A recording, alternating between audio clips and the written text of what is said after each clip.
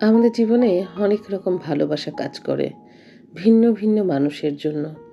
সমস্যা হলো ভালোবাসাগুলো কোথায় একক ক্ষেত্রে বদ্ধ করতে চায় মানুষ। তখন যা হয় সেটা হলো ভালোবাসার ঘাটতি।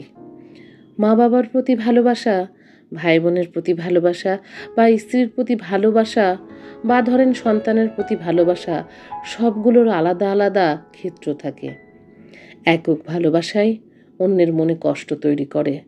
যেমন ধরেন, আমাদের সমাজে সবচেয়ে বেশি ভুক্তভোগী হয় ছেলেরা, কিন্তু সেটা থাকে গুপ্তভাবে।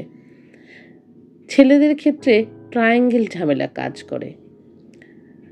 মা বাবা নাকি বউ, বউ নাকি বোন, কেউ কাউকে ছাড় দেয় না। তাহলে কি আমরা মেয়েরাই সমস্যা তৈরি করি? আমাদের সমাজে পুরুষদের বউয়ের প্রতি ভালোবাসার যে বিদ্রূপ বিশেষণ তৈরি করেছে সমাজ, সেটা বড়ই কষ্টের। সেই কারণেই অনেকেই বউকে চার দেওয়ালের মধ্যে ভালোবাসতে শিখেছে। আবার একই সমাজ মা বাবা ভাই বোনের ক্ষেত্রে আদর্শ ছেলের তকমা দিয়েছে। কি বা করবে ছেলেরা? বউকে না নিয়ে অনেক সময় আদর্শ ছেলেকেই বেছে নেয়। তবে তা বর্তমানে অনেক কমেছে, কারণ মানুষ বুঝতে শিখেছে সব ভালোবাসাকে এক দাঁড়িপাল্লায় মাপা যায় না। আদর্শ ছেলেরা যখন আদর্শ স্বামী হতে পারবে, তখন হয়তো কারোর কোনো অভিযোগই থাকবে না। যদিও আদর্শ সম্পর্ক বলে কিছু নেই। আবার মেয়েদের ক্ষেত্রেও যেমনটা হয়ে থাকে, মা বনাম শাশুড়ি, অথবা বোন বনাম ননদ, অথবা ননদ বা যা। ভেতরে ভেতরে একটা রেষারেষি চলে, বা যা অপ্রাপ্তিতে পরিণত হয় বা সম্মান হানি করে, এরকম কিছু যা তারা কখনো পায়নি কিন্তু অপরজন পেয়েছে।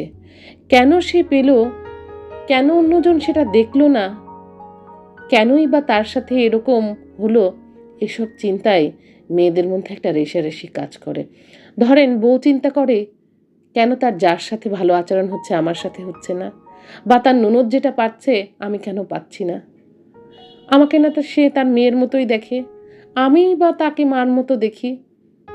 আবার অনেক শাশুড়িই আছে, মেয়েকে যেমন দেখে বউকেও তেমন দেখে, কিন্তু সেই ক্ষেত্রে বউরা আবার মাকে শাশুড়ির মতো বা শাশুড়িকে মার মতো কত রকম ঝামেলার ঝিলাপির প্যাচের মতো সম্পর্ক তৈরি করে ফেলে। মেয়েদের উচিত নিজ নিজ জায়গায় নিজেদের ভালোবাসাগুলোকে ছড়িয়ে দেওয়া। একটা ভালো চাকরি বা অর্থ উপার্জন যেমন মানব জীবনের সকল মৌলিক চাহিদা পূরণ করে সুন্দর সচ্ছল জীবন চালাতে সাহায্য করে, তেমনি বিদ্বেষহীন ভালোবাসা পারে পারিবারিক জীবনকে সুন্দর করতে।